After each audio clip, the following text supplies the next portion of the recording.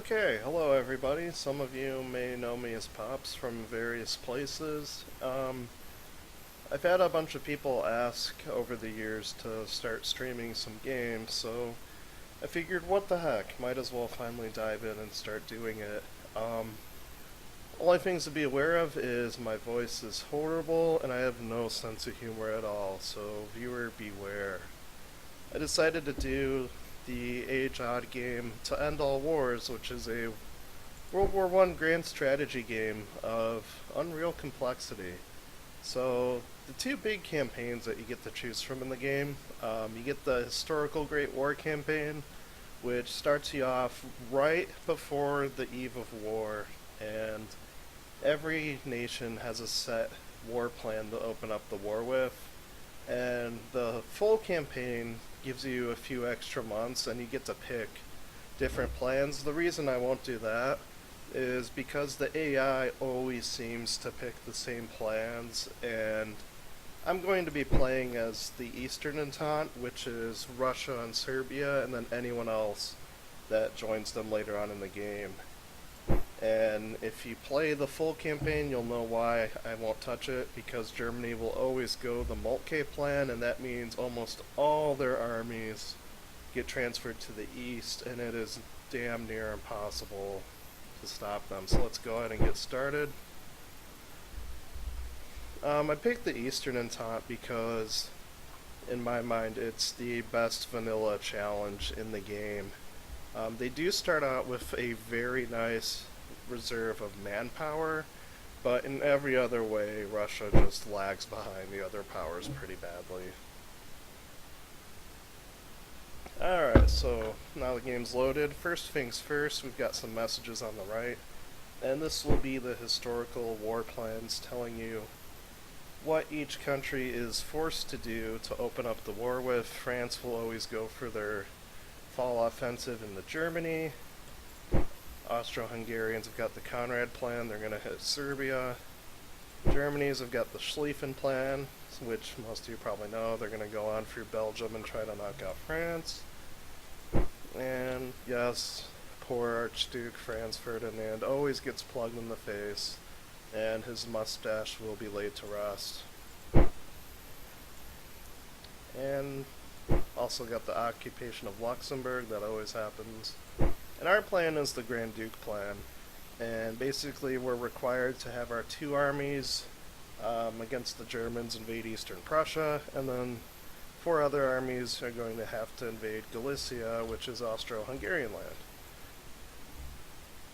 This game, unlike many other games, can be won or lost by logistics alone.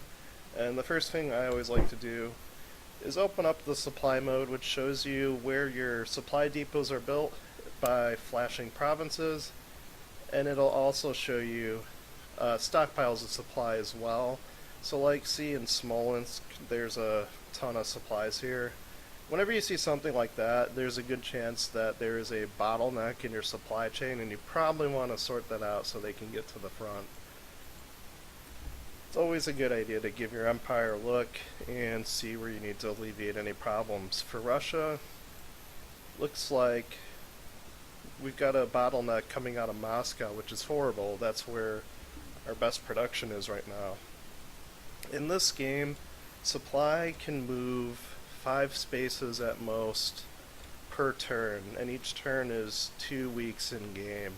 And it's only moved by rail, and in some cases over rivers and sea. But for our purposes, we're only going to be concerned about rail transportation. So we can only move it 5 spaces. So I'm going to want to build one here in Gdansk so my supplies can get to the front lines easier. And let's see what else we've got. Petrograd has a huge bottleneck. Let's see. We can get to Novigrad.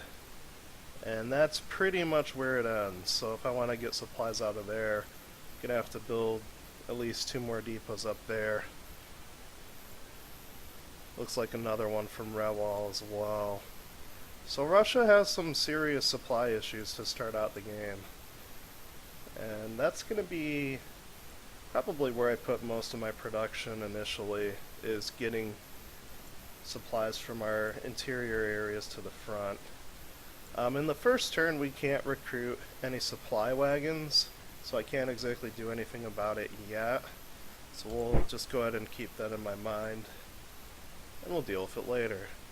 Next, I'm just going to go ahead and check out what units I can actually move my first turn by opening up the atlas. And then clicking on this will hide all the fixed forces. Some armies start out the game in a fixed position. They're not unlocked for various reasons, whether they don't have their commander ready, they're not up to strength. It's just another abstraction. The game will tell you too when they're unlocked, so it's pretty easy to keep a hold of. But let's go ahead and see what we can do. And right, to open up the war, Russia needs to make its attack here. So you can see I've got the first army with Rennenkampf and his beautiful mustache. I mean, just look at that beauty.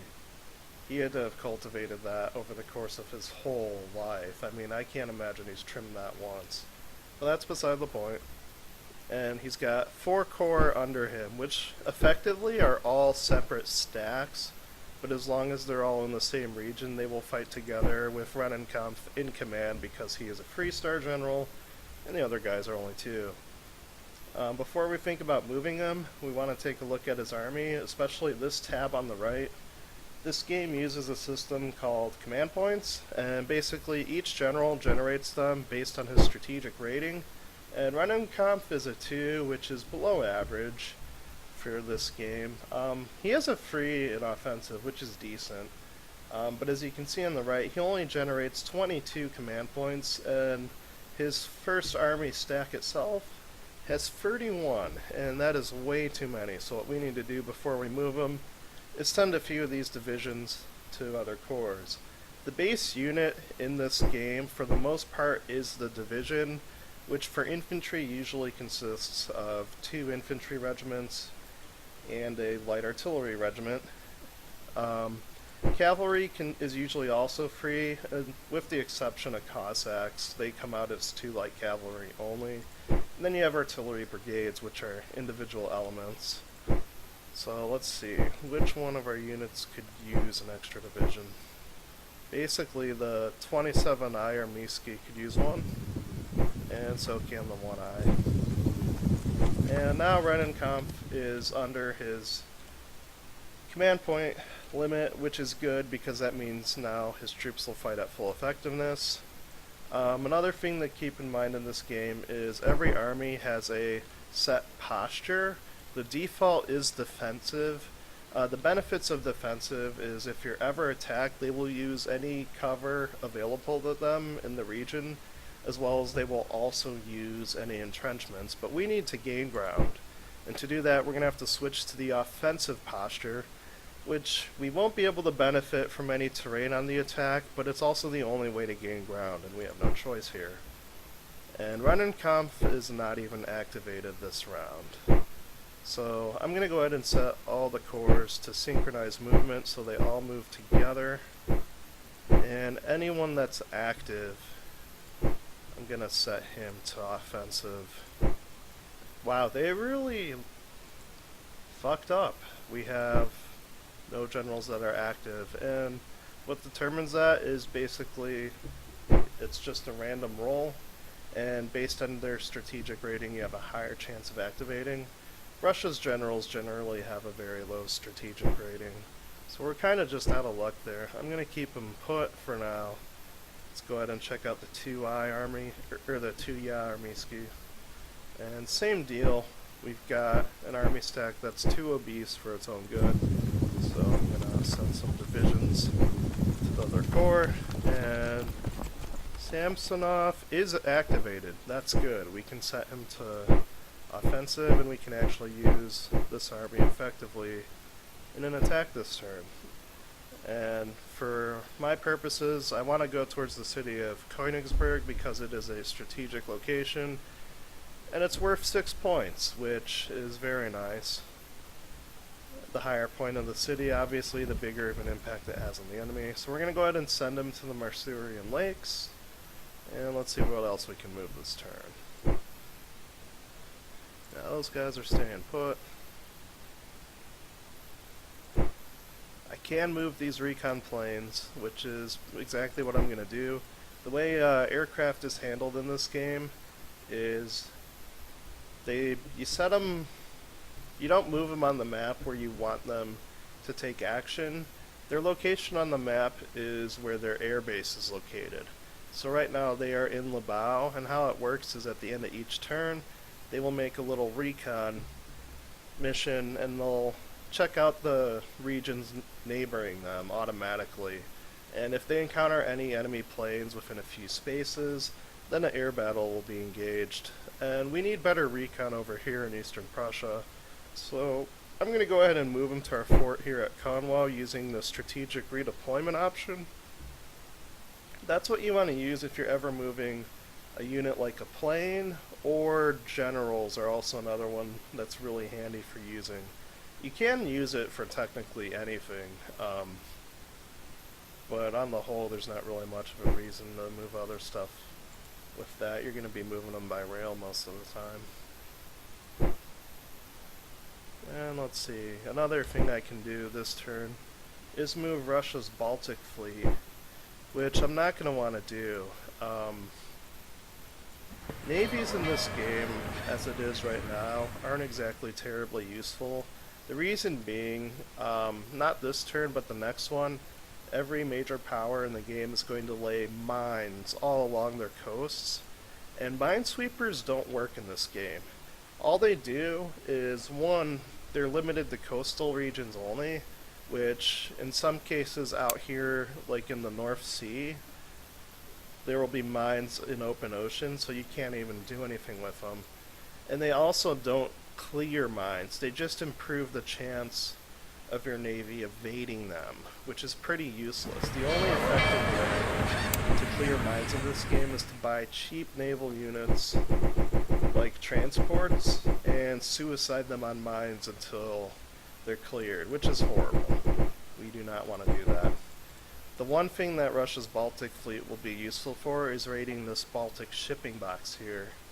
And what the shipping box is if you need some extra income, especially war supplies, you can take some transports, or any unit that can carry transport. Some cruisers can as well. And instead of transporting troops, instead they'll be transporting war supplies and keep them in that box. Germany does need some merchant shipping. Oops. I am a master of misclicking. So we'll want to raid that box every now and then and try to get away with it. If their big fleet catches us though, we are in for some hurting. Then Russia also has another fleet, which is based out of the Crimea. This is their Black Sea fleet. And this fleet is pretty potent. It's generally much stronger than the Ottoman fleet, but since they're not at war with us, we won't be using it at this time. Then I've got a few other little units.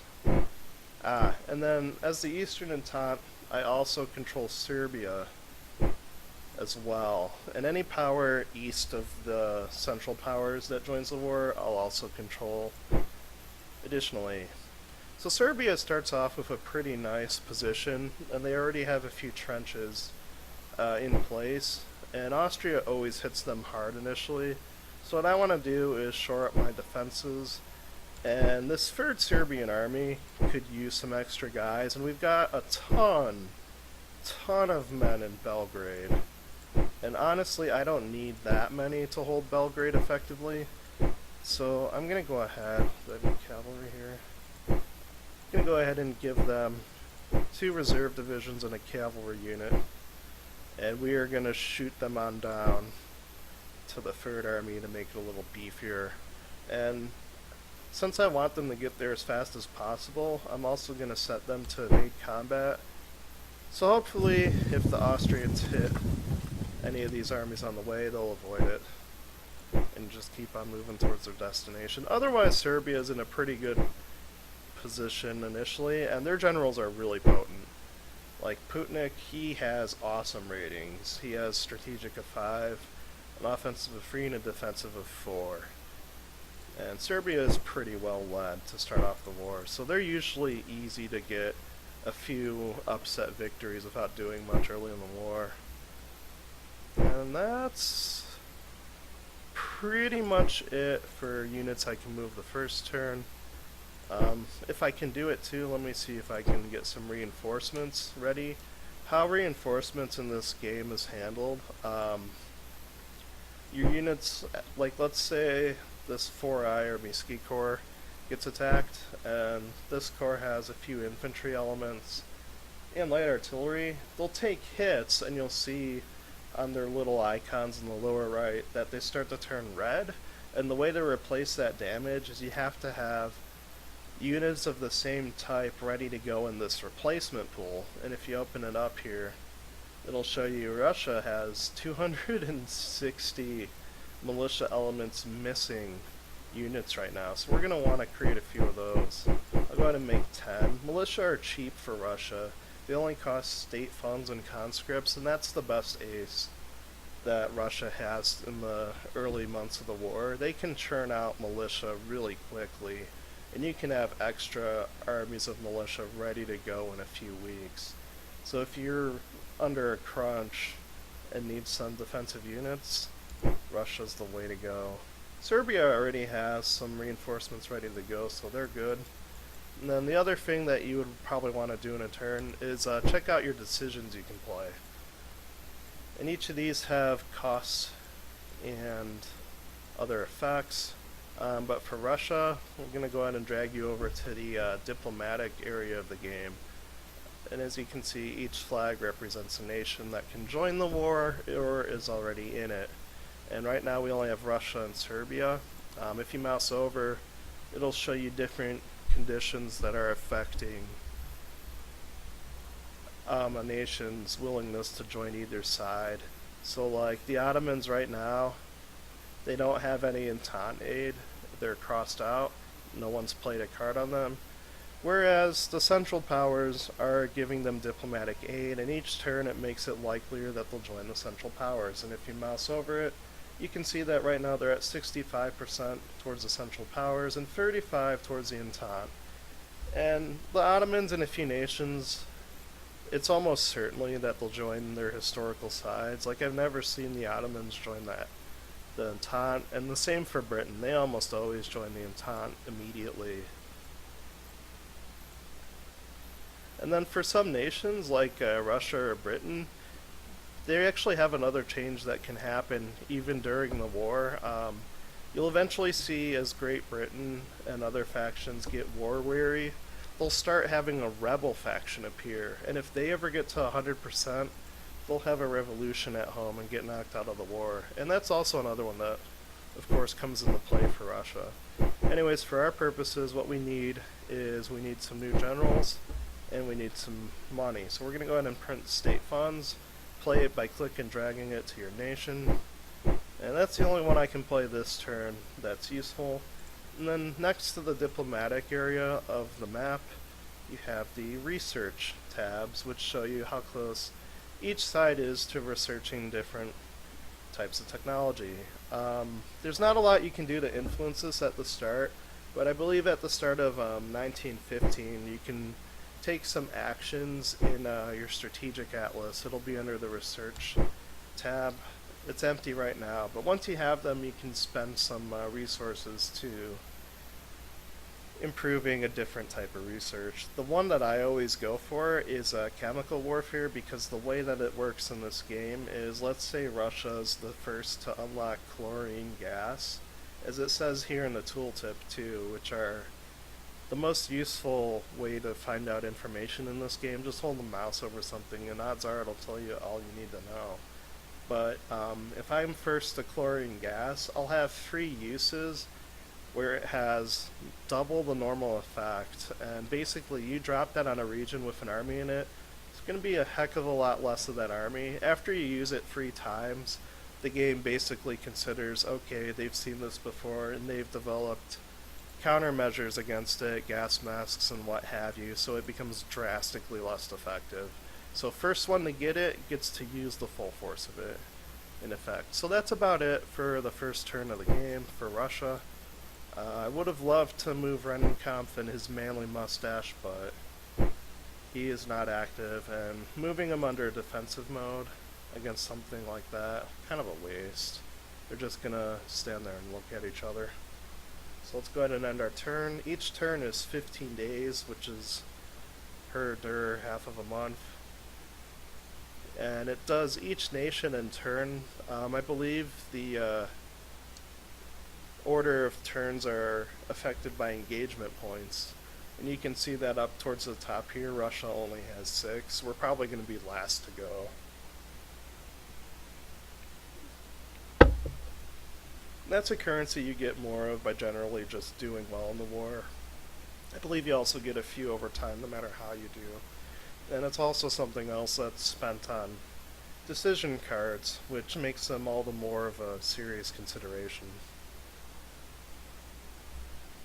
Yeah, this has got to be France's turn, because they move a lot in the first turn of the war.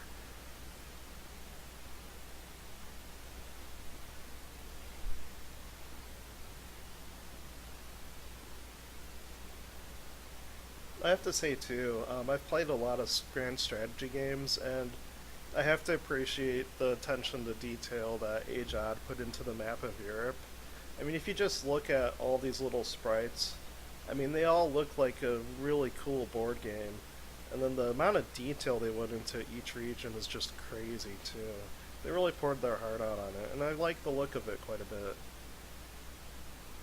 Oh, come on, French. It's not that hard to move all your armies. In the next turn, most of Russia's armies on the front will be unlocked, and then we'll really get into the meat of the game. Same thing goes for Germany as well, though. They're going to start showing up on the field in force really quickly.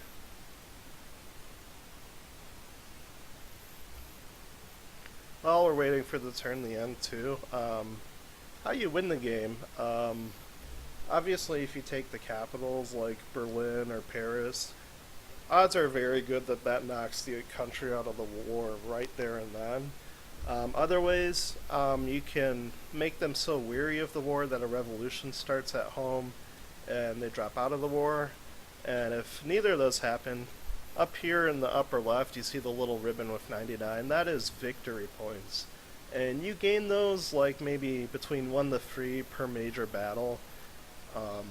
And whoever has the most of those at the end of the game, if nothing else happens, wins. And here comes Austria. Not a surprise, they invade Serbia right away. Excellent. So in this battle I actually get to pick a plan, and this is a new feature for AGEod games. In the past you were just a spectator, and once 2 stacks met, the battle happened and you had no influence over it. Now you actually get to pick individual battle plans, which I like a lot. It actually gives you some control over the individual battle, and you actually feel like a World War I general, just trying to figure out what the enemy's doing and how to counter it. As you can see, I can see what plan the enemy has picked. Looks like they decided, oh shit, we attacked a really powerful stack. And they must have not had good recon on us, because they are already preparing to withdraw. That Vladimir Putin has already figured out. And then they're going to pick from one of these free options. How this works is that's based on your general strategic rating. Putnik has a 5, and Arthur over here with the lesser mustache has a 3. So I get to see what they're doing. Oftentimes as Russia, it'll be the opposite, and they'll have a decent idea of what you're doing, and you'll be in the dark. So they're withdrawing, so what we want to do is pick something that's going to make that as difficult for them as possible. I could harass them, but we have such a overwhelming disadvantage of disproportionate force here. I'm going to go for a human wave. We're just going to go right at them, see how many we can get.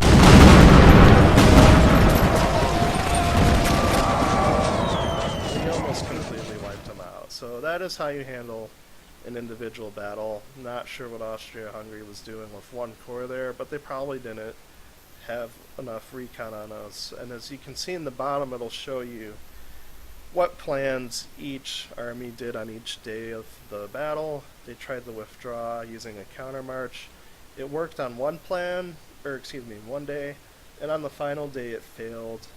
And that's once again tied to your strategic rating. Better commander, better chance your plans are carried out well. So that's a pretty crushing victory.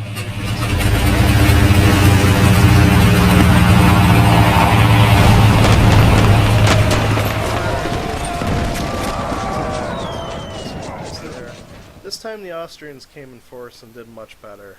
Now, we didn't get a chance to control the battle, unfortunately, but my guess is that, yep, as you can see, their strategic ratings are both 4, so it was equal. So, no real choice.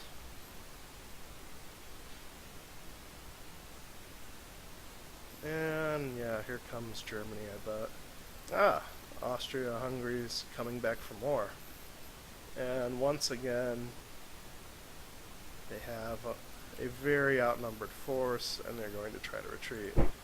This time, I don't have such an overwhelming amount of power, so I'm going to be a little more cautious. And I'm going to go ahead and go for a skirmisher deployment to harass them. And they're going to do a counter march, so this should be...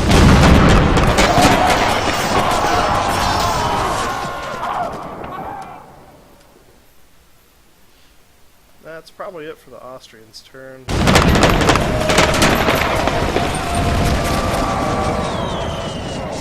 train killed it.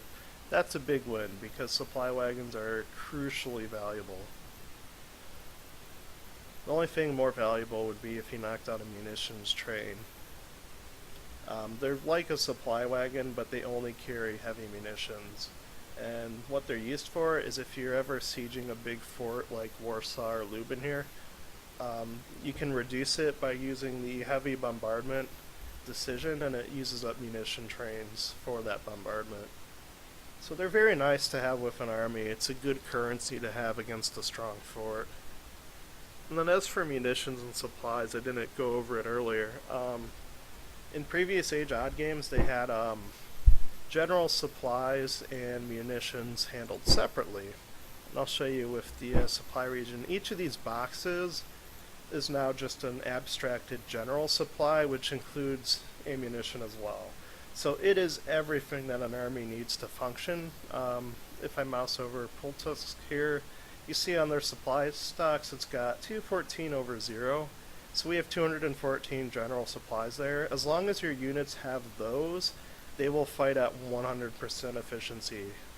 The other one is munitions, and that is heavy munitions, which are only used by the big guns like medium artillery or heavier, and they're most heavily used up with attacking forts. And we got some messages on the right, just news of our victories. Nothing we haven't seen before. I got some tutorials. Nothing useful there. Alright, so now most of my armies are unlocked, and I also have war supplies now. So if you'll remember at the beginning, one of the first things we needed to do is shore up our supply system. So I'm going to go into the military recruitment mode, and here's where you recruit your units. If you mouse over them, it'll show you their strength, how long it takes, how many you can build, basically everything you need to know about recruiting them. Now I want to get supplies from Petrograd and Moscow to the front, because those are our two biggest industrial centers, and we need to get supplies to the front efficiently, which right now Russia is failing miserably at. So I'll go ahead and scroll until I get the supply wagons. And here we go. Russian supply train. Fortunately, the game was smart, and you can build as many of these as you humanly want. They cost 30 war supply though, so for the first turn where I really have anything to build, I'll only be able to build 2 in Moscow, which is what I need to build a depot. As you can see in the supply train elements tab in the lower right, it has 2 wagons per. It takes 4 wagons total to build a depot, so you need 2 of these units to do it. And I'm going to go ahead and build a 3rd one in Petrograd, and then we'll build a 4th one on the next turn so we can build a depot up there as well. Other things that I can build right off the bat. Got a few other things I could do, but Russia, I'm going to play the strength and build some militia divisions. gonna go ahead and assume that things are gonna go bad somewhere against Germany and Austria-Hungary. So what I want to do is create a core-sized unit somewhere around here. It takes them 30 days to recruit, so I don't want it to be too close to the front, but also not too far away that it takes ages to get there. So I'm going to choose Mogilev here for my recruiting station. Each militia division has 2 elements in it. Oops. So I'm going to need 3 of them for a effective core-sized unit. And that's the most Mogilev can hold. Sorry for the misclicks. I am derpy. No, not really. Then we're going to do another one in Vitebsk up here. Apologies to any Russians out there. I am going to be butchering your names, and I'm sorry.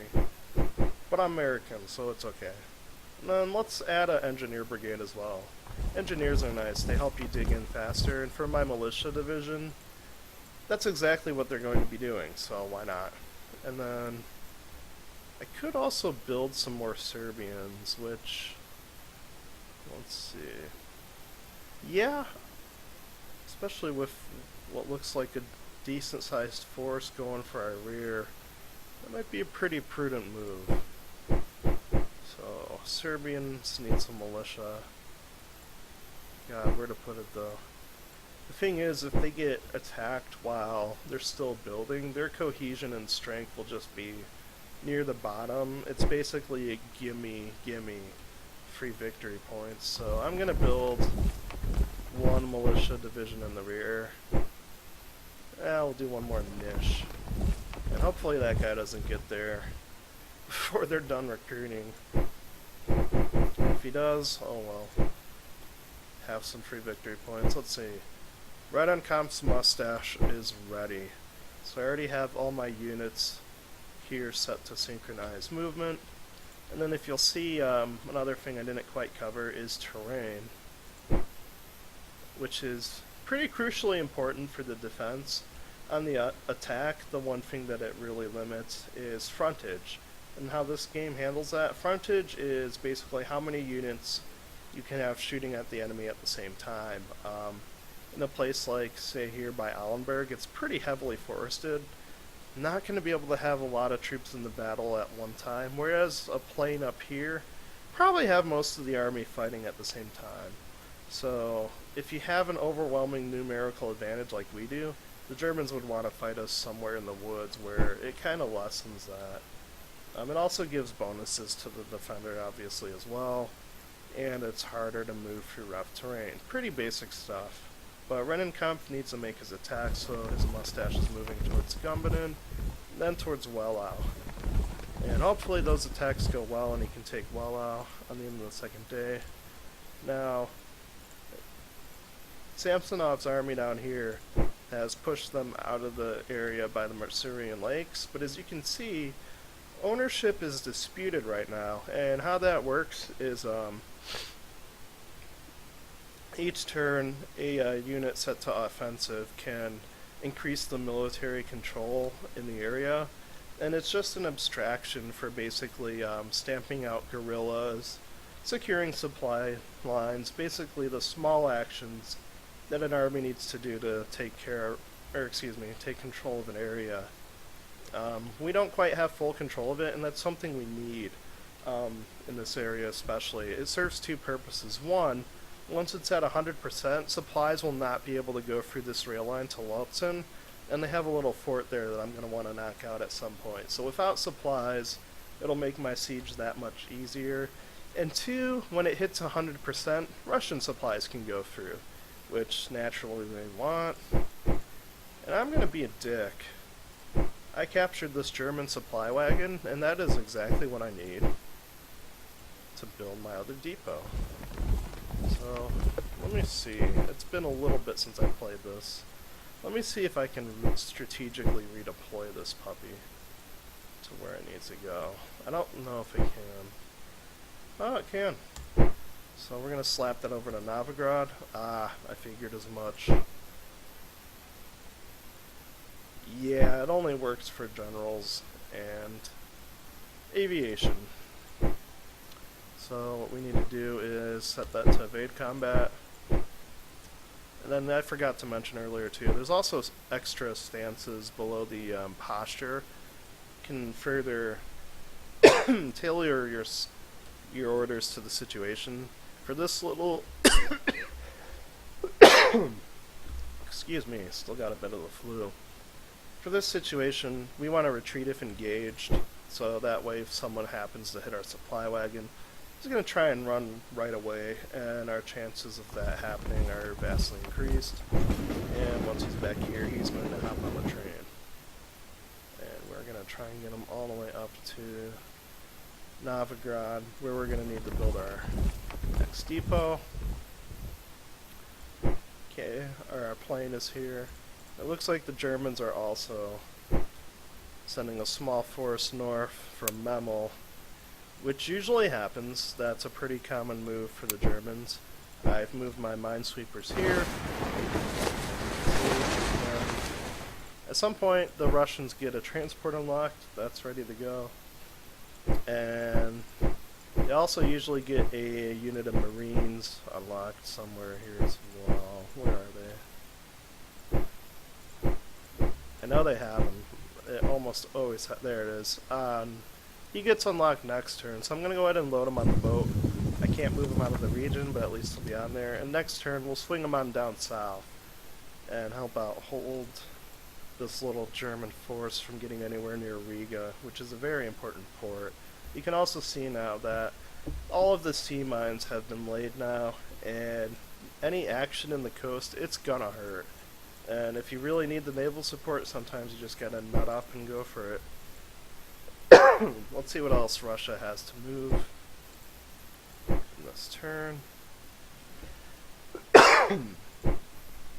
Alright, so our armies facing the Austrians are ready to go. So same thing, I want to check out their command points, make sure they're as efficient as they can be, which in this case looks like the 4Y army is pretty well set, but I'm going to want to beef up these two corps just a little bit. Go ahead and set them all to synchronized movement. We want him moving as one in this case. And he is active, so let's get him on offensive. And I want to make this attack towards Tarna. And actually, I like to keep these short and close to an hour, so I'm going to go ahead and end it for today. And I will do the next segment tomorrow.